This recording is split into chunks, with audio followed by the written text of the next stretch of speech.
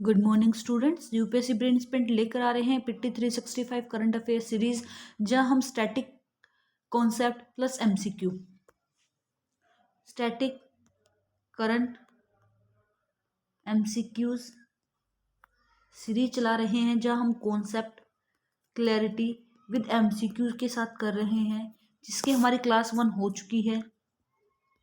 Biodiversity के लिए एक बार थी। आज हम बात कर रहे हैं सेकंड क्लास में, जहां हम देखेंगे क्वेश्चन 1।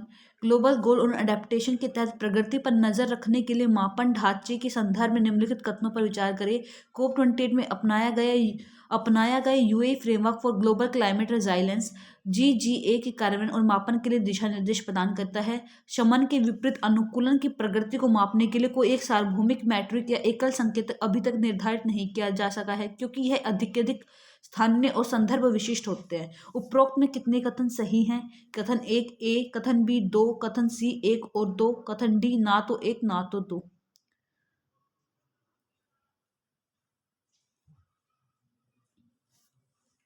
चलिए देखते हैं। शमन मिटिगेशन के विपरीत कोई भी एकल संकेतक अभी तक निर्धारित नहीं किया गया इतने सालों में। यहाँ नहीं होगा करेक्ट। एलिमिनेशन ट्रिक से लगाया, ए ऑप्शन हमारा निकला। ऐसे भी हम कर सकते हैं। और अगर हम नॉलेज से करेंगे तो ए हमारा, क्योंकि अभी तक कोई एकल संकेतक नहीं बनाया गया, ये बात गलत बता रखा है, इस वजह से ये बात वाला हमारा गलत हो जाएगा। सेकंड क्वेश्चन देखेंगे। अनुकूलन विद अडेप्टेशन फाइनेंस के नए लक्ष्यों के संदर्भ में निम्नलिखित कथनों पर विचार करेंगे। COP30 समझौते ने 2035 तक अनुकूलन वित्त को 3 गुना लक्ष्य रखने का प्रस्ताव रखा है। यह लक्ष्य केवल सरकारी अनुदान तक ही सीमित रहेगा। क्या यह लक्ष्य केवल सरकारी अनुदान तक सीमित रहेगा? उपरोक्त में कितने कथन सही रहेंगे? केवल 1, केवल 2, ना तो 1 ना तो 2, 1 और 2 दोनों। यहाँ पर केवल सरकारी अनुदान तक नहीं रखा जाएगा, इस वजह से ये वाला गलत है और पहला हमारा सही हो जाएगा। इसलिए हमारा केवल ए ऑप्शन ही इसका सही रहेगा। थर्ड क्वेश्चन देखते हैं। स्केलिंग JREDD प्लस कोरिलेशन के संदर्भ में निम्नलिखित कथनों पर विचार करें। REDD most important, REDD plus most important PYQ 2025 में भी आया था। इसका देखेंगे, ये गठबंधन विशेष रूप से व्यक्तिगत वन परियोजनाओं के बजाय संपूर्ण क्षेत्राधिकार पर आधारित वन कार्बन क्रेडिट को बढ़ावा देने के लिए लॉन्च किया जाता है। इसे विशेष रूप से विकासशील देशों में नवीकरणीय ऊर्जा परियोजनाओं के लिए वित्तीय सहायता जुटाने हेतु विश्व आर्थिक मंच द्वारा स्थापित किया जाता है। उपरोक्त में कितने कथन सही है? केवल 1, केवल 2, ना तो 1 ना तो 2, 1 और 2 दोनों। विशेष रूप से विकासशील देशों परियोजनाओं के लिए WEF वर्ल्ड इकोनॉमिक फोरम या IMF आएगा, जो नवीकरणीय ऊर्जा हेतु वित्तीय प्रस्ताव रखेगा। और वन परियोजनाएं हैं जो आधारित वन कार्बन क्रेडिट के लिए रखी जाएगी, ये बात बिल्कुल सही है। यह IMF मुख्य रूप से अपनी भूमिका निभाएगी, ना कि WEF। इस वजह से बोथ स्टेटमेंट यहाँ पर सही हो जाएंगी। सी ऑप्शन हमारा यहाँ से सही रहेगा। ग्लोबल गोल ऑन अडेप्टेशन के लिए मापन ढांचे के संदर्भ में निम्नलिखित कथनों पर विचार करेंगे। COP28 में अपनाए गए UAE framework for global climate resilience जल, स्वास्थ्य और पारिस्थितिक तंत्र जैसे क्षेत्रों के लिए 2030 तक की समय सीमा के साथ विशिष्ट विषयगत लक्ष्य निर्धारित किए गए हैं। इस ढांचे के तहत यूएई बेलिम वर्क प्रोग्राम का उद्देश्य उन संकेतक को विकसित करने हेतु प्रयोग किया गया है, जिसका वैश्विक स्तर पर अनुकूलन की प्रगति को ट्रैक करने हेतु प्रयोग किया जाएगा। कौन सा कथन उपरोक्त में सही है? UAE framework global climate resilience आया है, जो कि स्वास्थ्य, जिसके SDG 11 गोल रखे गए हैं। 11 गोल रखे गए हैं। वो 11 गोल रहेंगे जल से संबंधित, स्वास्थ्य से संबंधित, खाद्य से संबंधित, पारिस्थितिक तंत्र से संबंधित इत्यादि लक्ष्य रखे गए हैं, जो 2030 तक समय सीमा रखी गई है और COP28 में शामिल किए गए थे। ये बात बिल्कुल सही है। इस ढांचे में इंडिकेटर्स को विकसित करने हेतु वैश्विक स्तर पर अनुकूलन की प्रगति को ट्रैक करने हेतु रखा गया है। ये बात बिल्कुल सही है। ये हमारा फर्स्ट क्वेश्चन था जो हमें ट्रैकर से पूछा गया था, वहीं यहाँ पे ट्रैकर का नाम बता दिया गया है, इसलिए यहाँ पे बोथ ऑप्शन यहाँ पे सही होगा। यहाँ पे हमारा सी ऑप्शन आएगा। Finney fostering investable national implementation पहल के संदर्भ में निम्नलिखित कथनों पर विचार करेंगे। यह पहल मुख्य रूप से विकासशील देशों को उनके राष्ट्रीय स्तर पर निर्धारित योगदान NDC को वित्त पोषित परियोजनाओं में बदलने में मदद करने हेतु डिजाइन की गई है। बिल्कुल सही बात है। इसे अंतर्राष्ट्रीय मुद्रा कोष द्वारा विशेष रूप से निम्न आय वाले देशों में डिजिटल बुनियादी ढांचे के विकास के लिए शुरू किया गया है। यही क्वेश्चन हम थर्ड क्वेश्चन कर sorry my mistake fourth question करके आए थे, वहां पे हमने WEF देखा था जिसका IMF सही आंसर जा रहा था। इस वजह से ये वाला IMF हम पढ़ चुके हैं, तो IMF यहाँ पे हमारा सही आएगा। इस वजह से हमारा C ऑप्शन यहाँ पे बिल्कुल सही बैठ रहा है। सिक्स क्वेश्चन देखेंगे, open coalition on compliant carbon market OCCM के संदर्भ में निम्नलिखित कथनों पर विचार करेंगे। इसका उद्देश्य विभिन्न देशों के अनिवार्य कार्बन बाजार के बीच तकनीकी सहयोग को बढ़ावा देना और उनके कार्बन मूल्य निर्धारण तंत्र को एक रूपता लाना है। यह गठबंधन विशेष रूप से स्वैच्छिक कार्बन बाजार के लिए वैश्विक मानक निर्धारित करने हेतु ग्रीन पीस द्वारा संचालित एक गैर सरकारी पहल रहेगी। ग्रीन पीस संचालित करने हेतु एक सरकारी पहल रहेगी, ना कि गैर सरकारी पहल रहेगी। इस वजह से ये हमारा कथन क्या सही रहेगा या गलत रहेगा, क्योंकि यहाँ पे हमसे सही कथन पूछा है, तो इस वजह से ये हमारा गलत हो जाएगा और फर्स्ट हमारा सही हो जाएगा। ए ऑप्शन हमारा इसलिए यहाँ से सही हो जा रहा है। 7 देखेंगे, climate and health fund coalition CHFC के संदर्भ में निम्नलिखित कथनों पर विचार करेंगे। CHFC carbon pricing market green peas COCCM plus CHFC दोनों एक कोऑर्डिनेटरी बॉडी है। ये सी की कोऑर्डिनेटरी बॉडी है जो ओपन कोलिएशन और कंपाइलेंस कार्बन मार्केट स्टॉक पे बात करेगी। इसका एक परोपकारी संस्था रहेगी। इसका उद्देश्य जलवायु परिवर्तन से उत्पन्न स्वास्थ्य संबंधित चुनौतियों से निपटने के लिए वित्तीय सहायता जुटाना रहेगा। बिल्कुल सही बात है। विशेष रूप से विश्व स्वास्थ्य संगठन द्वारा WHO, क्योंकि यहाँ से देखिए इस क्वेश्चन को हम जनरल नॉलेज से कैसे सोल्व करेंगे। IQ जनरल नॉलेज से क्वेश्चन कैसे सोल्व होगा। स्वास्थ्य संबंधित चुनौतियों से निपटने हेतु आएगा, तो स्वास्थ्य संबंधित चुनौतियों से निपटने हेतु WHO आएगा। आपस में एक दूसरे को कैंसिल आउट कर रहे हैं, तो यहाँ से हमें खुद पता चल रहा है कि अगर 1 सही है तो 2 अपने आप सही हो जाएगा। इस वजह से इसका C ऑप्शन आ रहा है। ऐसे एलिमिनेशन, ऐसे ट्रिक्स के द्वारा हम इन ट्रिक्स को सोल्व कर कर हम देखेंगे कैसे हम एलिमिनेशन ट्रिक्स एग्जाम हॉल में अगर हम बैठे हैं, हमें क्वेश्चन नहीं आ रहा, हमें कॉन्सेप्ट नहीं पता कि इसका कॉन्सेप्ट क्या है, हमें अपने क्वेश्चन को सही करना है। थोड़ा जनरल नॉलेज और थोड़ा ध्यानपूर्वक क्वेश्चन को पढ़कर हम ऐसे क्वेश्चन को सही कर सकते हैं। ये आज की महत्वपूर्ण टिप रहेगी इस क्लास की। क्वेश्चन नंबर 8 देखेंगे, फूड वेस्ट ब्रेक थ्रू के संदर्भ में निम्नलिखित कथनों पर विचार करेंगे। इस पहल के तहत वर्ष 2025 तक विकासशील देशों में भोजन की बर्बादी को पूरी तरह समाप्त करने का कानूनी लक्ष्य रखा गया था। यह पहल ब्रेक थ्रू एजेंडा का हिस्सा रहेगी, जिसका उद्देश्य अंतर्राष्ट्रीय सहयोग के माध्यम से कृषि और खाद्य प्रणालियों में उत्सर्जन को कम करना रहेगा। उपरोक्त कथन में कितने कथन सही रहेंगे? ब्रेक थ्रू एजेंडे का हिस्सा जिसका प्रयोग अंतर्राष्ट्रीय सहयोग के माध्यम से कृषि और खाद्य प्रणाली में उत्सर्जन को कम करने का रहेगा। बिल्कुल सही बात है।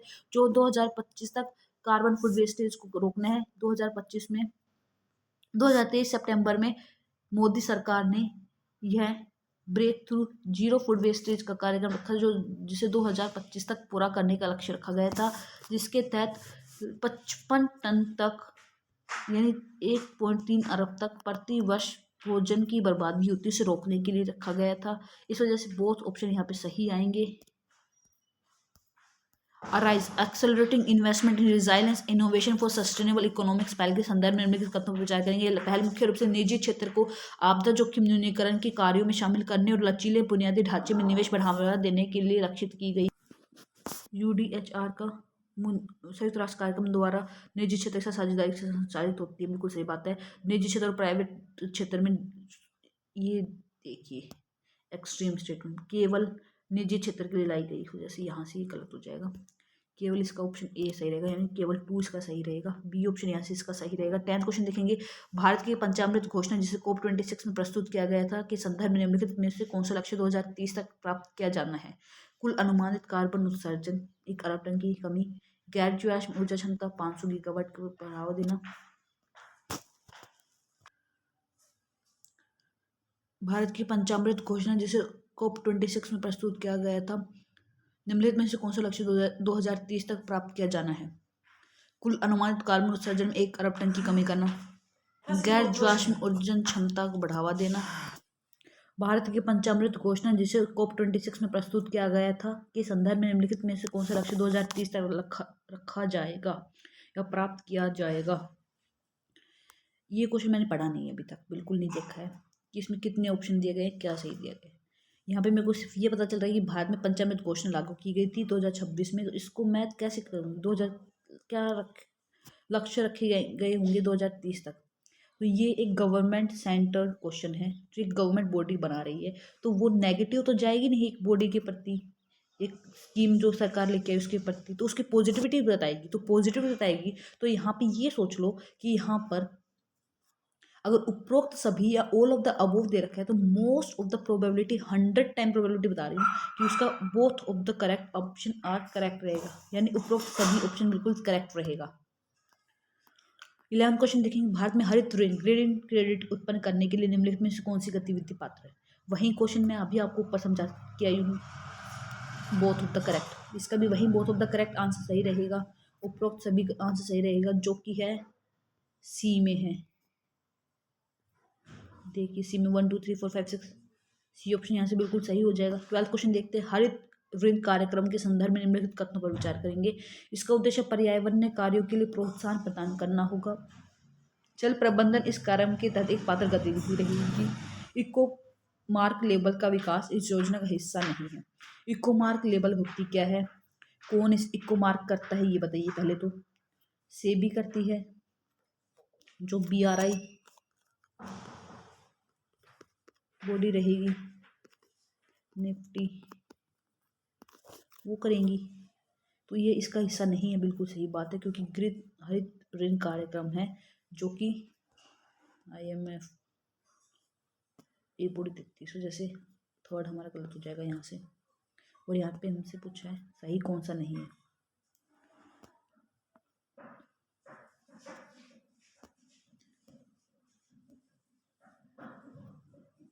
थर्ड हमारा यहाँ से गलत हो जाएगा कि जल प्रबंधन इस कार्यक्रम के तहत एक प्रमुख पात्र रहेगा। क्या केवल जल प्रबंधन इसका एक प्रमुख पात्र रहेगा। इसका उद्देश्य पर्यावरण कार्यों के लिए प्रोत्साहन प्रदान करना, ये बात बिल्कुल सही है। तो हमारा सेकंड और थर्ड, और यहाँ पे पूछा क्या है उपरोक्त में कौन सा कदम इनकरेक्ट। ये क्वेश्चन पढ़ते समय देखना होगा कि इनकरेक्ट पूछा गया है करेक्ट पूछा गया है। बहुत से क्वेश्चन हम यहाँ पे अपनी सिली मिस्टेक करते हैं, वो मैं यहाँ पे आपको जोर दे के बता रही हूँ कि इनकरेक्ट स्टेटमेंट देखें और अपने जनरल IQ के साथ और अपने कॉन्सेप्ट क्लैरिटी के साथ हम MCQ सोल्व कर सकते हैं। ग्रीन हाउस गैस उत्सर्जन तीव्रता GEI लक्ष्य नियम 2025, ग्रीन हाउस गैस उत्सर्जन तीव्रता लक्ष्य नियम 2025 के संदर्भ में कौन सा कथन सही रहेगा। नियम 400 से अधिक औद्योगिक इकाई के लिए कानूनी बाध्यकारी जो उत्सर्जन लक्ष्य प्रस्तावित किए जाएंगे। हाँ, क्योंकि ना एक बाध्यता रहेगी औद्योगिक कंपनियों पर, तभी तो वो कम उत्सर्जन करेगी, ये बात बिल्कुल सही बात रहेगी। GEI उत्सर्जन प्रति इकाई आउटपुट मापता है जो कार्बन दक्षता को बढ़ावा देगा, बिल्कुल सही बात है। गैर अनुपालन स्थिति में केंद्रीय प्रदूषण नियंत्रण बोर्ड CPCB द्वारा एक पर्यावरण मुआवजा लगाया जाएगा। क्या केवल इतना सारा काम क्या एक पर्यावरण केंद्रीय प्रदूषण नियंत्रण बोर्ड करेगा या पूरा मिनिस्ट्री ऑफ एनवायरमेंट करेगी, पर्यावरण मंत्रालय करेगा। पर्यावरण मंत्रालय भी करेगा ना इसमें काम, तो इस वजह से हमारा थर्ड स्टेटमेंट यहाँ से गलत है और यहाँ से सही स्टेटमेंट पूछा, अगर थर्ड हमने कट कर लिया तो हमारा A ऑप्शन बिल्कुल सही बैठ रहा है, 1 और 2 स्टेटमेंट। क्वेश्चन नंबर 14 करेंगे, ग्रीन हाउस गैस उत्सर्जन तीव्रता लक्ष्य नियम 2025 के गैर अनुपालन को निम्नलिखित में से किस अधिनियम के तहत निपटाया जाएगा। जल रोकथाम और प्रदूषण नियंत्रण अधिनियम 1974, वायु रोकथाम प्रदूषण नियंत्रण अधिनियम 1981, पर्यावरण संरक्षण अधिनियम 1986, कार्बन क्रेडिट अधिनियम 1923। अभी पढ़ा के आई हूँ, अगर ग्रीन हाउस गैस उत्सर्जन है तो जल रोकथाम आएगा नहीं, वायु रोकथाम आएगा नहीं, CPCB आएगा नहीं, कार्बन क्रेडिट आएगा नहीं, बचा कौन सा C, पर्यावरण मंत्रालय द्वारा पर्यावरण 1986 का एक्ट, ये सही आंसर रहेगा। 15th क्वेश्चन देखेंगे, भारत में GHG उत्सर्जन भारत के चौथे द्विवार्षिक अपडेट रिपोर्ट यानी 4th BUR रिपोर्ट के संदर्भ में निम्नलिखित कथन बताएंगे। BUR रिपोर्ट भारत सबमिट करेगा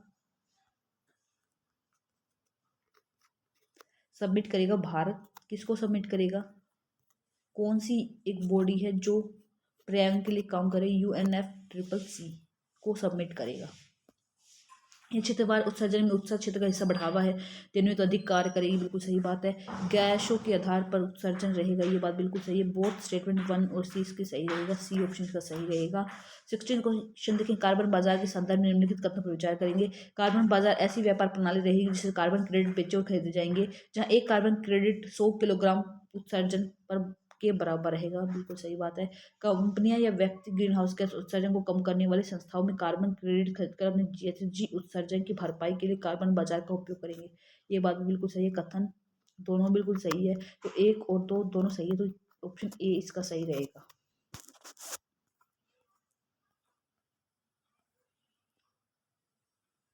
सी ऑप्शन वहाँ का सही रहेगा, कथन 1 और 2 सही है।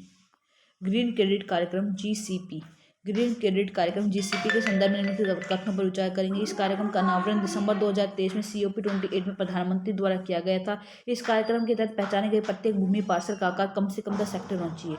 कितना एक्सट्रीम स्टेटमेंट बोले कि होना ही चाहिए 10 हेक्टेयर से कम। अगर हम यहाँ से काट कर दें क्योंकि ये स्टेटमेंट गलत बता रखा है, तो हमारा स्टेटमेंट केवल एक से माई मिस्टेक हो गई ना, सिली मिस्टेक। मैंने क्वेश्चन पढ़ा ही नहीं, यहाँ पे इनकरेक्ट पूछा गया है, इनकरेक्ट पूछा गया है। तो फर्स्ट तो सही है, सेकंड गलत, तो हमें ऑप्शन बी आएगा ना, ए कोई ना आएगा, बी हमारा करेक्ट रहेगा। ग्रीन क्रेडिट कार्यक्रम की प्रमुख विशेषताओं के संदर्भ में निम्नलिखित कथनों पर विचार करें। क्रेडिट का व्यापार एक घरेलू मंच द्वारा किया जाएगा। क्रेडिट कंपनियां अपने ESG खुलासे में शामिल नहीं कर सकेंगी। जब जीसीपी क्रेडिट कर रही हैं तो ESG खुलासे कर सकेंगी। कौन सा सही नहीं है, दोनों ही सही हैं, तो सी ऑप्शन आएगा इसका। 19 क्वेश्चन देखेंगे। क्योटो प्रोटोकॉल और पेरिस समझौते के तहत कार्बन ट्रेडिंग तंत्र के बीच अंतर के संबंध में निम्नलिखित कथनों पर विचार करेंगे। क्योटो प्रोटोकॉल की भागीदारी केवल विकसित देशों तक सीमित है, जबकि पेरिस समझौते की भागीदारी क्योटो प्रोटोकॉल की भागीदारी केवल विकसित देशों Annex 1 तक ही सीमित थी, जबकि पेरिस समझौते अनुच्छेद 6 सभी देशों को शामिल करेगा। क्योटो प्रोटोकॉल के तहत CDM परियोजना से प्राप्त आय का हिस्सा अनुकूलन कोष द्वारा निर्देशित किया जाएगा, जबकि पेरिस समझौते में ऐसा कोई प्रावधान नहीं रहेगा। पेरिस समझौता विरासत क्रेडिट के उपयोग को प्रतिबंधित करेगा, केवल 2013 के बाद से क्रेडिट की अनुमति देगा, जबकि क्योटो प्रोटोकॉल ऐसी अनुमति नहीं देगा। निम्नलिखित में से कौन सा कथन सही है? 1 और 2, ना तो 1 ना तो 2, कौन सा कथन यहां से सही रहेगा? क्योटो प्रोटोकॉल केवल Annex 1 विकसित देशों तक भागीदारी थी और जलवायु परिवर्तन ऐतिहासिक जिम्मेदारी तय करेगा। वहीं पेरिस समझौता सभी देशों को यानी अनुच्छेद 6 के तहत साझा रहेगा। यह बिल्कुल सही बात है, क्योंकि पेरिस समझौता कॉमन बट डिफरेंशिएटेड रेस्पॉन्सिबिलिटी के सिद्धांत पर काम करता है, जो क्रेडिट कार्बन और वॉलेंट्री कंट्रीब्यूशन का प्रावधान करेगा, जो कि अनुच्छेद 6 के तहत आएगी, जो कि कार्बन मार्केट के लिए महत्वपूर्ण कारण रहेगा। बिल्कुल सही बात है। और अडेप्टेशन फंड का काम करेगा, ये बात बिल्कुल सही है। वहीं क्योटो प्रोटोकॉल और पेरिस समझौते के बीच प्रमुख कुछ अंतर देखेंगे, जहां उनकी भागीदारी क्योटो की जहां Annex 1 विकसित देशों तक रहेगी, वहीं पेरिस की भागीदारी विकसित और विकासित NDC राष्ट्रीय स्तर पर निर्धारित योगदान के आधार पर शामिल है, जो सभी के लिए समान नहीं बल्कि विभेदित जिम्मेदारी यानी सेम बट डिफरेंशिएटेड प्रिंसिपल पे काम करेगा, जो कि बिल्कुल सही दे रखा है। दूसरा डिफरेंस है अनुच्छेद 6 और कार्बन क्रेडिट, क्योंकि CDM स्वच्छ विकास तंत्र के तहत क्रेडिट का आवंटन करेगा, लेकिन पेरिस इस तरह का अंतर्राष्ट्रीय बाजार नहीं प्रदान करेगा। ये बात बिल्कुल सही है, सेकंड स्टेटमेंट यही दे रखी है, सेकंड स्टेटमेंट हमारी सही है। तो हमारा यहाँ से गलत हो गया, यहाँ से गलत हो गया, तो अब हम करेंगे एलिमिनेशन। जब हमारा सेकंड हमने डिलीट कर दिया तो हमारा थर्ड भी यहाँ से ऑटोमेटिकली डिलीट हो रहा है। सॉरी, जब हमने सेकंड यहाँ से डिलीट कर दिया, सॉरी सेकंड हमारा सही हो गया, सही हो गया, तो 1 3 डिलीट, आंसर खुद पे खुद आ गया, खुद ही आंसर आ गया ए। हमने सिर्फ एलिमिनेशन ट्रिक लगाई है, हमें सिर्फ एक स्टेटमेंट पता थी, हमने एलिमिनेशन लगाया, हमारा ऑप्शन आ गया, ए ऑप्शन हमारा करेक्ट रहेगा। एग्जाम हॉल की ऐसी स्ट्रेटजी रहती है जो लास्ट मिनट क्वेश्चन को सही कराने में हमारी हेल्प करेंगी। क्वेश्चन नंबर 20 देखेंगे। मॉन्ट्रियल प्रोटोकॉल के बारे में निम्नलिखित कथनों पर विचार करेंगे। यह ओजोन क्षयकारी पदार्थों के उत्पादन और उपयोग को समाप्त करने के लिए एक विश्व स्तर पर कानूनी रूप से बाध्यकारी संधि रहेगी। भारत ने 1987 में इस प्रोटोकॉल की पुष्टि की थी। इसे वियना कन्वेंशन के तहत लागू किया गया था। उपरोक्त में कितने कथन सही रहेंगे? क्या इसकी भागीदारी 1987 में की गई थी? ओजोन क्षयकारी है, जो 1987 में तो क्योटो प्रोटोकॉल की गाले समझौते के तहत आया था। तो क्या ये 1987 में लागू हो गया था? 1991 1992 एक्ट के तहत लागू हुआ था, इतना पता है अपन को। तो हम यहाँ से सेकंड स्टेटमेंट रॉन्ग कर देंगे, हमें सही बताना है। सेकंड हमने रॉन्ग की, सेकंड हमने रॉन्ग की, सेकंड हमने रॉन्ग की। एलिमिनेशन ट्रिक से हमारा आंसर आ गया बी, और बी ही हमारा यहाँ पे सही आंसर है। हमें आगे एक 3 ऑप्शन थे, हमने पहला ऑप्शन देखा जो हमें बिल्कुल सही लगा, दूसरा देखा जो हमें गलत लगा, तो हमने एलिमिनेशन ट्रिक लगाई, हमारा ऑप्शन खुद आ गया। नेक्स्ट हम बात करेंगे क्वेश्चन नंबर 21 को लेकर कि गाली संशोधन जो हाल ही में समाचारों में था, निम्नलिखित में से कौन से संबंधित था? ओजोन परत के क्षरण को रोकने के लिए नए ओडीएस की पहचान करी जाएगी। नए ओडीएस की पहचान की जाएगी, जो पुराने ओजोन परत जो प्रदूषित कर रहे हैं उन्हें हटाने का प्रयास किया जाएगा, उन्हें हटाने का प्रयास किया जाएगा। तो यहाँ से ही गलत हो जाएगा। हाइड्रोकार्बन फ्लो के उत्पादन खपत को चरणबद्ध तरीके से कम करेगा, बिल्कुल सही बात है। विकासशील देशों को मॉन्ट्रियल प्रोटोकॉल के अनुपालन के लिए वित्तीय सहायता प्रदान करेगा, बिल्कुल सही बात है। ओजोन परत की रिकवरी को निगरानी के लिए एक नई उपग्रह प्रणाली स्थापित करेगा, नई उपग्रह प्रणाली स्थापित करेगा। उपग्रह प्रणाली नहीं, कई विकासशील देशों तक ही मॉन्ट्रियल रहेगा। मॉन्ट्रियल हम पढ़ के आए हैं क्वेश्चन में, वहाँ वो केवल विकसित देशों तक करेगा, जबकि पेरिस दोनों देशों करेगा सेम बट डिफ्रेंशिएटेड प्रिंसिपल के साथ। तो यहाँ से हमारा थर्ड भी रॉन्ग हो गया। बचा कौन सा ऑप्शन? B option. एक ऑप्शन बचा है, वो हमारा बिल्कुल सही रहेगा। हाइड्रोफ्लोरोकार्बन के संबंध में निम्नलिखित कथनों पर विचार करेंगे। वे गैर ओजोन क्षयकारी पदार्थ रहेंगे, लेकिन शक्तिशाली ग्रीन हाउस गैसें रहेंगी। मुख्य रूप से शीतलन और प्रशीतन के लिए उपयोग किए जाने वाले सिंथेटिक गैसों का एक समूह रहेगा। ये CO2 की तुलना में ग्रह काफी कम गर्म रखेंगे। उपरोक्त में कितने कथन सही रहेंगे? गैर ओजोन क्षयकारी पदार्थ रहेंगे, लेकिन शक्तिशाली ग्रीन हाउस गैसें इसमें शामिल रहेगी, बिल्कुल सही बात है।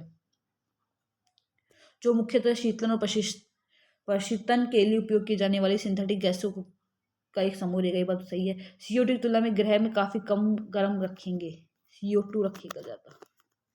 तो यहाँ पे केवल 1 और 2 इसका स्टेटमेंट सही रह जाएगा, सी यहाँ से सही हो जाएगा। 23rd क्वेश्चन देखेंगे। अंतर्राष्ट्रीय समूह संगठन net zero framework for global shipping के संदर्भ में निम्नलिखित कथनों पर विचार करेंगे। इसका उद्देश्य 2050 तक का उसके आसपास शून्य शुद्ध उत्सर्जन यानी नेट जीरो एमिशन प्राप्त करेगा। ढांचा मार्पोल कन्वेंशन के अनुपालक 6 एनेक्स 6 में शामिल किया गया है या 4th में शामिल किया गया है। थर्ड, दुनिया का पहला ऐसा ढांचा होगा जो पूरे उद्योग क्षेत्र में अनिवार्य उत्सर्जन सीमा में जो निर्धारण करेगा। पूरी दुनिया का पहला ऐसा नियामक ढांचा रहेगा अभी तक का, 2025 चल रही है, क्या पहला ही ऐसा ढांचा रहेगा जो GHG मूल्य का निर्धारण जोड़ने में मदद करेगा। इससे पहले का कुछ नहीं था। अगर हम यहाँ पे एक्सट्रीम स्टेटमेंट लगा के भी अगर डिलीट कर रहे हैं तो भी हमारा ए ऑप्शन यहाँ का सही है बन रहा है, केवल 1 और 2। मैं क्वेश्चन नहीं पढ़ रही, मैं जनरल नॉलेज से आपको सही करके बता रही हूँ कि अगर हम ऐसे एलिमिनेशन ट्रिक लगाएंगे तो ऐसे हमारे क्वेश्चन सही होने की संभावना बन जाती है। हमारी प्रोबेबिलिटी 99.9% आ रही है, और लास्ट हम 10 मिनट में हमारे क्वेश्चन जो हम छोड़ चुके हैं हम उनको कर रहे हैं। तो अगर हमारे इस एलिमिनेशन ट्रिक से हमारे क्वेश्चन सही हो रहे हैं, अगर 3 ऑप्शन डिलीट हो रहे हैं और एक ऑप्शन बच रहा है, तो हम 100% अपनी प्रोबेबिलिटी श्योरिटी के साथ उस पर टिक करके आएंगे, एलिमिनेशन ट्रिक यहाँ काम आएगी। इसलिए मैं बार बार करके दिखा रही हूँ कि हम ऐसे क्वेश्चन को सही कर सकते हैं। 24th क्वेश्चन देखेंगे। Net zero framework for global shipping के तहत निम्नलिखित में से कौन से प्रावधान शामिल रहेंगे? ग्लोबल फ्यूल स्टैंडर्ड, जहाजों के समय के साथ अपने वार्षिक ग्रीन हाउस गैस ईंधन तीव्रता को कम करने का प्रयास करेंगे। ग्लोबल इकोनॉमिक मेजरमेंट GFI, सीमा से अधिक वाले जहाजों को उपचारात्मक इकाई खरीदनी होगी। IMO नेट जीरो फंड, उत्सर्जन से मूल्य निर्धारण योगदान एकत्र करने के लिए फंड स्थापित करेगा। बोथ ऑप्शन करेक्ट है, तो मैं कह रही सरकार का सरकारी ऑप्शन है ये। जब सरकार अपनी पॉजिटिविटी दिखाएगी तो वहां पे ऑप्शन में वो गलत नेगेटिव दिखाएगी नहीं, ऑप्शन भी 1 2 3 बिल्कुल सही करवाएगी। तो हमें ऐसे क्वेश्चन में 1 2 3 99.9% श्योरिटी होकर ये ऑप्शन देना है। वैश्विक ग्रीन हाउस गैस उत्सर्जन में शिपिंग क्षेत्र का लगभग कितना प्रतिशत रहेगा? शिपिंग क्षेत्र है जो कि 3 से 5% के क्षेत्र में चलेगा। इस वजह से हमारा 3% है, जो 2050 तक जिस प्रकार से बढ़ रहा है आगे, तो वो 10% होने की संभावना। उसे रोकने के लिए 2050 तक न्यूट्रल कार्बन रखने का लक्ष्य रखा गया है GHG द्वारा, NDC बॉडी रखेगी। 26 क्वेश्चन करते हैं। महासागर आधारित कार्बन कैप्चर स्टोरेज तकनीक जैसे ओशन एक्लिनिटी, एल्काइन एनहांसमेंट ऑफ ओशियन फर्टिलाइजेशन का विस्तार करने हेतु समुद्री पारिस्थितिक तंत्र पर उनके संभावित प्रभाव क्या रहेंगे। CCUS ocean alkaline enhancement ocean fertilisation से संभावित क्वेश्चन पूछा गया है। क्या कार्बन यूटिलाइजेशन के CO2 प्रोडक्शन पाथवे के तहत निम्नलिखित में से कौन से उत्पादन नहीं बनाए जा सकेंगे। इनकरेक्ट पूछे। यूरिया, पॉलीकार्बोनेट प्लास्टिक, मेथनॉल, उच्च शुद्धता वाली CO2 खाद्य प्रसंस्करण के लिए बी नहीं बनाई जाएगी, क्योंकि मोस्ट इम्पोर्टेंट, इसमें बहुत ज़्यादा माइक्रो ऑर्गन्स काम करते हैं, इस वजह से नहीं बनाई जाएगी। कार्बन यूटिलाइजेशन CO2 कंडक्ट के तहत निम्नलिखित में से कौन सी उत्पाद नहीं बनाई जाएगी। यूरिया, पॉलीकार्बोनेट प्लास्टिक, मेथनॉल, उच्च शुद्धता वाली CO2 खाद्य प्रसंस्करण के लिए कौन सी नहीं बनाई जाएगी। Carbon utilisation CO2 production pathway के तहत जो CCUS ocean alkalinity enhancement of ocean fertilisation के लिए काम करेगी। CCUS ocean alkaline enhancement and ocean fertilisation में निम्नलिखित में से कार्बन यूटिलाइजेशन प्रोडक्ट पाथवे के तहत यूरिया, पॉलीकार्बोनेट प्लास्टिक, मेथनॉल, शुद्धता वाली CO2 खाद्य प्रसंस्करण के लिए निम्नलिखित में से कौन सी नहीं बनाई जाएगी। पॉलीकार्बोनेट नहीं बनाई जाएगी, बी ऑप्शन इसका सही रहेगा। थर्ड देखते हैं, ओशन फर्टिलाइजेशन तकनीक में फाइटोप्लैंक्टन की वृद्धि को बढ़ावा देने और उन्हें गहरे समुद्र में कार्बन भंडारण की सुविधा के लिए कौन से सूक्ष्म पोषक तत्व मिलाए जाते हैं। Calcium, magnesium, oxygen, nitrogen, phosphorus, nitrogen, CO2 और मीथेन। कैल्शियम और नाइट्रोजन तो यहाँ से हटा दो आप। नाइट्रोजन जब हम यहाँ से हटाएंगे, मीथेन जब हम यहाँ से हटाएंगे, ओशन फर्टिलाइजेशन के लिए अब्जॉर्ब करने के लिए कौन सा मेथड आएगा। कार्बन डाइऑक्साइड एब्जॉर्ब करेगी मोर और मीथेन, क्योंकि मीथेन उत्सर्जन करते हैं। तो खुले महासागरों में लौह निषेचन से फाइटोप्लैंक्टन घनत्व बढ़ेगा, जो आयरन फर्टिलाइजेशन समूह के लिए अच्छा काम करेगा। तो जिसके लिए डी ऑप्शन हमारा यहाँ से सही हो जाएगा। 28 क्वेश्चन करेंगे।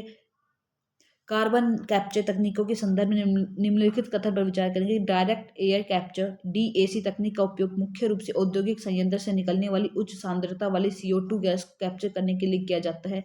औद्योगिक स्रोत जैसे सीमेंट संयंत्र से कार्बन कैप्चर करने के लिए सॉल्वेंट एब्जॉर्बर जैसे प्रौद्योगिकी का उपयोग किया जाता है। उपरोक्त में कितने कथन सही रहेंगे। केवल एक, केवल दो, ना तो एक ना तो दो, बोथ 1 and 2। कार्बन कैप्चर करना, तो डायरेक्ट एयर कैप्चर तकनीक का उपयोग मुख्य रूप से औद्योगिक के लिए नहीं होगा। कौन सा ऑप्शन यहाँ से सही रहेगा। दोनों कथन यहाँ से सही होंगे, क्योंकि देखिए DAC तकनीक का उपयोग मुख्य रूप से कार्बन उत्सर्जन उच्च सांद्रता वाली गैस को कैप्चर करने के लिए किया जाएगा। कार्बन कैप्चर बिल्कुल सही बात है। औद्योगिक स्रोत सीमेंट संयंत्र से कार्बन कैप्चर करने के लिए सॉल्वेंट अब्जॉर्बर का प्रयोग किए जाएंगे, बिल्कुल सही बात है, क्योंकि तकनीकी रूप से वायुमंडल से CO2 निकालनी है हमको, जबकि औद्योगिक स्रोत जैसे सीमेंट प्लांट उच्च सांद्रता वाली CO2 कैप्चर करने के लिए सॉल्वेंट का प्रयोग करेंगे, जो एब्जॉर्बर के रूप में काम करेगी। इस वजह से हमारे दोनों सही है।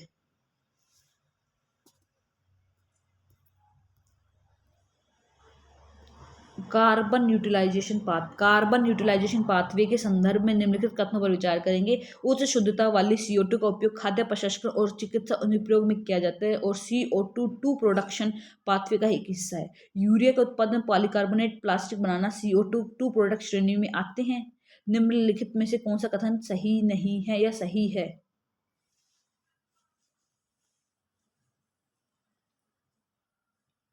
कार्बन न्यूट्रलाइजेशन में CO2 का उत्सर्जन करना है। खाद्य पदार्थ जैसे पेय पदार्थ कार्बोनेट में यूरिया और पॉलीकार्बोनेट प्लास्टिक का उत्पादन करना है, उस श्रेणी में आएंगे। और ये CO2 को कैप्चर और यूटिलाइज यानी CCU आधारित उत्पादक यानी carbon product capture utilisation product, जहाँ कार्बन कैप्चर यूटिलाइजेशन और स्टोरेज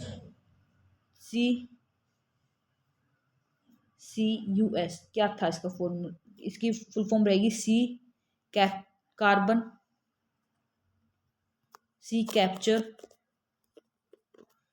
U यूटिलाइजेशन और S स्टोरेज, जो CO2 को सीधे या रासायनिक प्रक्रिया द्वारा उपयोगी उत्पाद में बदल देगी, जैसे खाद्य प्रसंस्करण में बदलेगी और इस CO2 के उत्पाद बनाने के लिए उपयोग करेगी। इस वजह से दोनों सही आंसर्स हैं।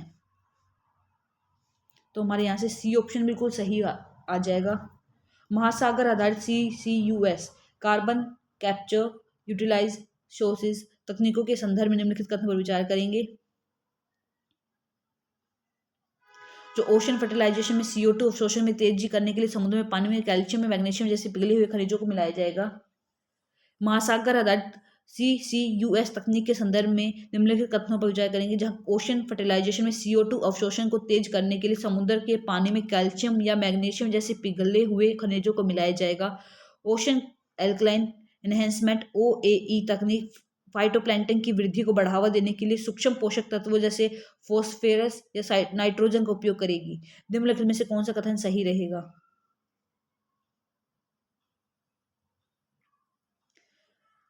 OAE तकनीक का रहेगा।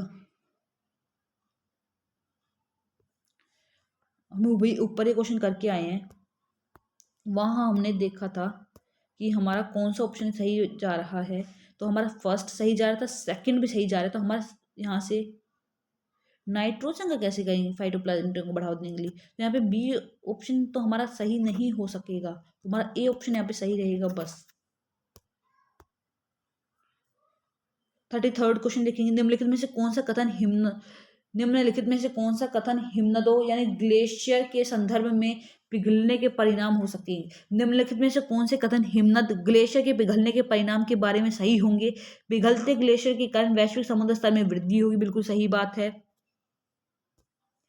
कम ग्लेशियर एल्बेडो प्रभाव कम होगा और इसलिए गर्मी का अवशोषण बढ़ेगा, बिल्कुल अवशोषण बढ़ेगा। पृथ्वी के 3/4 से अधिक मीठे पानी का भंडारण ग्लेशियर में उत्पन्न हो जाएगा, ये बात बिल्कुल सही है। क्या हिमनद ग्लेशियर पिघलने से कम ग्लेशियरों का एल्बेडो का प्रभाव कम होगा और इसलिए गर्मी का अवशोषण होगा या बढ़ेगी गर्मी?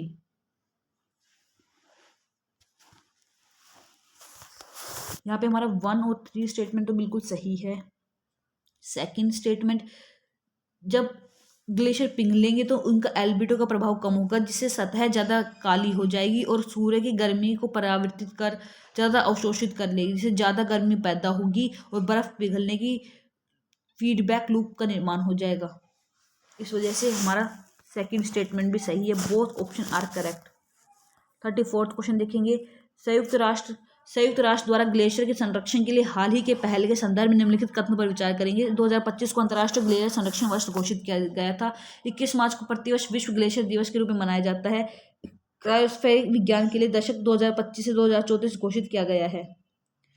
क्रायोस्फेरिक विज्ञान 2025-2034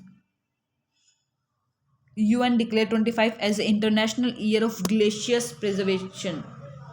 संरक्षण वर्ष 2025 रखा गया है, बिल्कुल सही बात है। 21 मार्च को यह साल घोषित किया गया है, यह बात भी बिल्कुल सही है।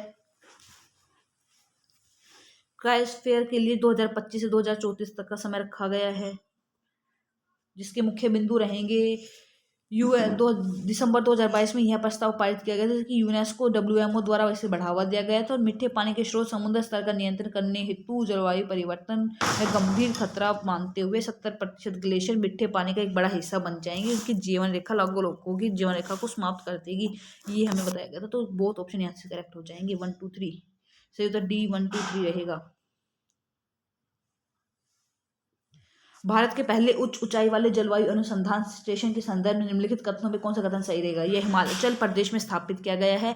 यह विश्व मौसम विज्ञान WMO के ग्लोबल एटमॉस्फेरिक कार्यक्रम के संबंधित है। इसका मुख्य उद्देश्य आइस क्रंच अध्ययन के लिए डेटा एकत्र करना है। भारत और स्विट्जरलैंड के बीच एक सहयोगी परियोजना रहेगी। हिमालय उच्च ऊंचाई वायुमंडलीय जलवायु क्षेत्र में पहला अनुसंधान उच्च ऊंचाई वाले जलवायु क्षेत्र में रखा गया है, बिल्कुल सही बात है। ये हम फर्स्ट क्लास में भी करके आए थे कि हिमाचल प्रदेश में रखा गया है। जम्मू कश्मीर उधमपुर में भी स्थापित जो विश्व मौसम विज्ञान संगठन में GAW ग्लोबल एटमॉस्फेरिक वॉच कार्यक्रम है, जिसका उद्देश्य हिमालय क्षेत्र में वायुमंडलीय परिवर्तन, मौसम पैटर्न और वायु गुणवत्ता को अध्ययन करने हेतु प्रयोग किया जाएगा, जो कि हमारा बी ऑप्शन सही रहेगा। जो ग्लोबल वॉच के रूप में काम करेगा, इसका उद्देश्य जलवायु परिवर्तन के प्रति संवेदनशील हिमालय के सूक्ष्म जलवायु परिवर्तन जैव विविधता का अध्ययन करना रहेगा। विकल्प 1, 2 और 3 सही है, लेकिन विकल्प 1 हमारा यहाँ से गलत हो जाएगा, क्योंकि 8 अप्रैल 2025 को लाया गया था, हिमाचल प्रदेश में स्थापित था। हिमाचल में स्थापित है, ये भी शामिल है। आइस क्रंच करने के लिए एकत्र करना है, ये बात बिल्कुल सही है। ये सही नहीं है।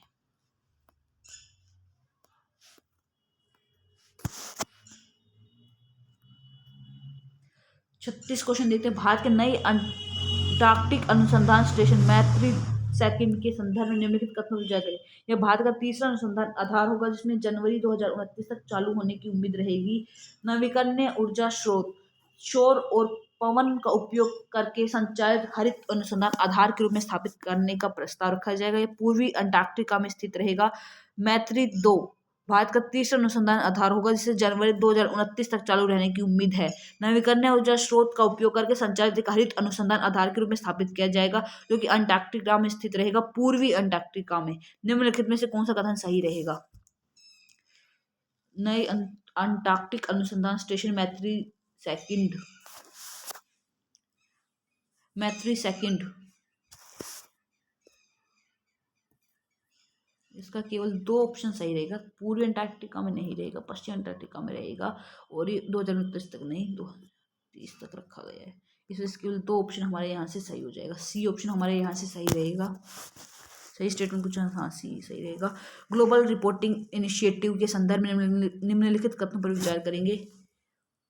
GRI एक अंतर्राष्ट्रीय गैर लाभकारी संस्था है, जो दुनिया भर में सबसे व्यापक रूप से इस्तेमाल किए जाने वाले स्थिरता रिपोर्ट ढांचे का निर्धारित करेगी। इसे इंटीग्रेटेड मैटर्स चेकलिस्ट लॉन्च की, जो कि संयुक्त राष्ट्र द्वारा अनुमोदित एक ढांचा रहेगा, ताकि कॉर्पोरेट जलवायु प्रकटीकरण को संयुक्त राष्ट्र के नेट जीरो मानकों के साथ संरेखित किया जा सके। GRI मानक संगठन आर्थिक, पर्यावरणीय, सामाजिक प्रभाव को रिपोर्ट करने में सक्षम रहेगा, जो 1-2 भागों प्रणाली का पालन करेंगे।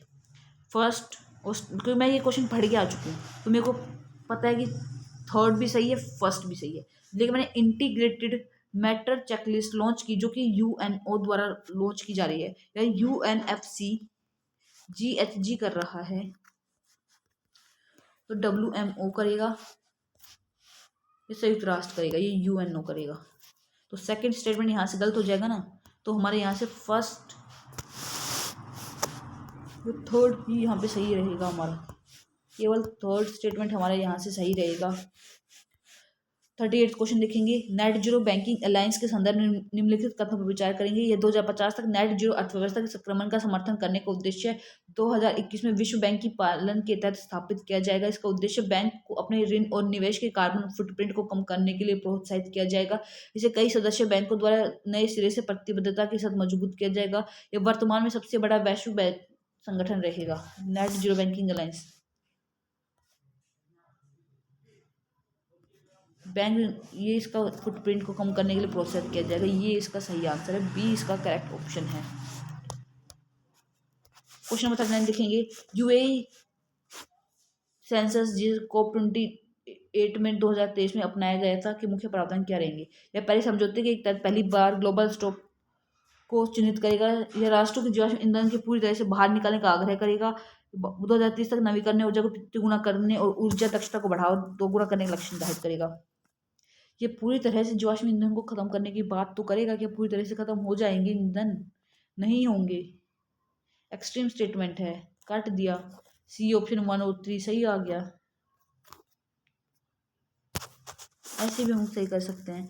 40th क्वेश्चन देखेंगे। नासा के ऑपरेटिंग कार्बन ऑब्जर्वेटरी मिशन के संदर्भ में निम्नलिखित कथनों पर विचार करेंगे कि कौन सा कथन यहाँ पे हमारा सही है। कार्बन ऑब्जर्वेटरी ऑर्बिटिंग उपग्रह 2014 में लॉन्च किया गया था, जो OCO3 अंतर्राष्ट्रीय अंतरिक्ष स्टेशन का एक उपकरण के रूप में 2019 में लॉन्च हुआ था। मिशन के प्रमुख निष्कर्ष से पता चलता है कि अमेजन वर्षावन में CO2 अवशोषित करता है, इससे कहीं अधिक उत्सर्जित भी करता है। सही बात है, क्योंकि अमेरिकी प्रशासन ने इस मिशन की बंद करने की योजना बनाई, जिससे वैज्ञानिक और नीति निर्माताओं के लिए डेटा का एक प्रमुख स्रोत रहेगी। सी ऑप्शन हमारे यहाँ से सही रहेगा, माय मिस्टेक, डी ऑप्शन सही रहेगा। अमेजोन फेस परियोजना के संदर्भ में निम्नलिखित कथनों पर विचार करेंगे। इस परियोजना का ब्राजील में शुरू की गई थी। इसका उद्देश्य भविष्य के वातावरण का अनुकूलन करना है और वन बढ़ते CO2 तापमान और आर्द्रता के अनुकूलन को कैसे बढ़ावा देने की बात करना है। यह परियोजना ब्राजील में शुरू गई थी। मुख्य रूप से अमेजन वर्षावन के वनों की कटाई की दर को निगरानी पर केंद्रित करना है। अमेजोन फेस परियोजना का मुख्य उद्देश्य क्या है? कथन कितने का सही है? 1 और 2, 2 और 3, 1, 2 और 3 या केवल 1?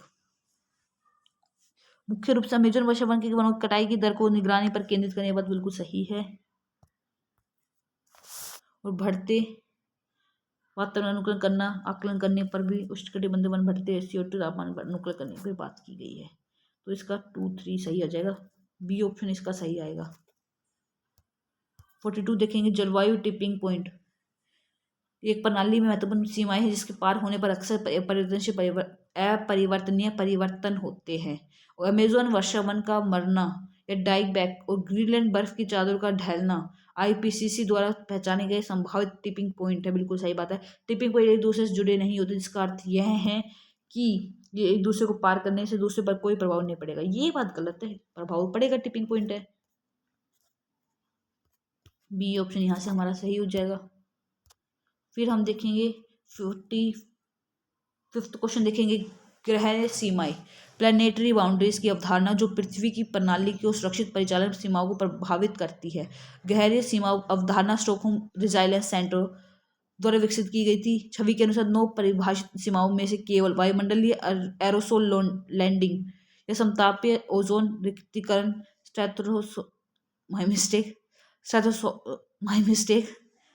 ऐसे 2 सीमाएं जिसका अभी तक उल्लंघन नहीं हुआ है। महासागर अम्लीकरण ने पहली बार अपनी सुरक्षित परिचालन सीमा को पार किया है। क्या पहली बार ही पार किया है? नहीं किया होगा ना, तो थर्ड यहाँ से गलत कर दो। बच्चा कौन सा? ए ऑप्शन, एलिमिनेशन ट्रिक से सही कर रहे हैं हम। 46 क्वेश्चन देखेंगे, state of the cryosphere report 2025। State for the cryosphere report 2025 के संदर्भ में निम्नलिखित कथनों पर विचार करेंगे। यह रिपोर्ट विश्व आर्थिक मंच द्वारा जारी की जाती है। रिपोर्ट के अनुसार बिजली क्षेत्र के बाद उद्योग क्षेत्र में उच्चतम कवरेज रहेगी। उद्योग क्षेत्र में बिजली के बाद रहेगी, ना तो 1 ना तो 2, दोनों ही कथन यहाँ पे गलत है। डी ऑप्शन यहाँ का सही रहेगा। 49th क्वेश्चन देखेंगे, climate change performance index 2026। Climate change performance index 2026 के बारे में निम्नलिखित कथनों पर विचार करेंगे। इसमें German watch climate institute of climate action network can द्वारा सुरक्षित रूप से प्रकाशित किया जाता है। कोई भी देश शीर्ष 3 में नहीं है। डेनमार्क चौथे स्थान पर है। बिल्कुल सही बात है। भारत इस वर्ष CCPI में 23वें स्थान पर रहा है। यह प्रदर्शन को GHG उत्सर्जन, नवीकरणीय ऊर्जा उपयोग, जलवायु श्रेणी को मापने के लिए बात की गई है। यहाँ 3 स्टेटमेंट सही हैं। 23वां नहीं किया गया, तो 3 स्टेटमेंट हमारी यहाँ से सही है। सी स्टेटमेंट यहाँ से सही रहेगा। अब हम देखेंगे 50th लास्ट क्वेश्चन देखेंगे, कार्बन मूल्य निर्धारण उनके साधन। कार्बन मूल्य निर्धारण और उनके साधन के संदर्भ में निम्नलिखित कथनों पर विचार करेंगे। State of traders of carbon pricing 25 report विश्व बैंक समूह द्वारा जारी की जाती है, जो कि गलत है। कार्बन कर यानी कार्बन टैक्सेस के सरकार द्वारा अवरुद्ध संस्थाओं के लिए GHG उत्सर्जन पर एक सीमा निर्धारित की जाती है। बिल्कुल सही बात है। उत्सर्जन व्यापार प्रणाली के तहत सरकार अवरुद्ध संस्थाओं में उनके GHG उत्सर्जन के लिए शुल्क देती है। कार्बन क्रेडिट मैकेनिज्म स्वैच्छिक गतिविधियों के माध्यम से उत्पन्न व्यापार योग्य क्रेडिट है जो उत्सर्जन को कम करता है। बिल्कुल सही बात है। यहाँ का 2, 3 और 4 स्टेटमेंट हमारा सही है। तो लास्ट 50 क्वेश्चन जिसका आंसर सी है, यही हमने आज पूरे इसको समराइज करते हैं। आज हमने ट्रिक्स क्या क्या देखी। आज हमने एलिमिनेशन ट्रिक देखी है, जनरल IQ से क्वेश्चन को सोल्व करना देखा है, जहाँ हमें कॉन्सेप्ट नहीं पता फिर हम थोड़ी नॉलेज के साथ और कॉन्सेप्ट की क्लैरिटी के साथ हम ऑप्शन सही कर सकते हैं, ये देखा है। आज हमने पूरा क्लाइमेट एक्शन चेंज प्लानिंग्स पे पूरी बात की है, जो हमारे GS3 इन्वायरमेंट कंजर्वेशन में हमारी सहायता करेगी। GS4 इन्वायरमेंट डिग्रेडेशन, इसमें हमारी सहायता करेगी। डिजास्टर मैनेजमेंट में हमारी सहायता रहेगी। अंतर्राष्ट्रीय समझौते GS2 में हमारी सहायता करेंगे। इस प्रकार हमने पूरा इंटरलिंक करके कॉन्सेप्ट बिल्डिंग की है। इसी के साथ हमने कॉन्सेप्ट प्लस MCQs के द्वारा अपने माइंड को बूस्टअप किया है। अपने माइंड को बूस्टअप करने के लिए मिलते रहिए यूपीएससी ब्रेन स्प्रिंट के साथ। चैनल को लाइक करें, शेयर करें, सब्सक्राइब करें। Thank you very much.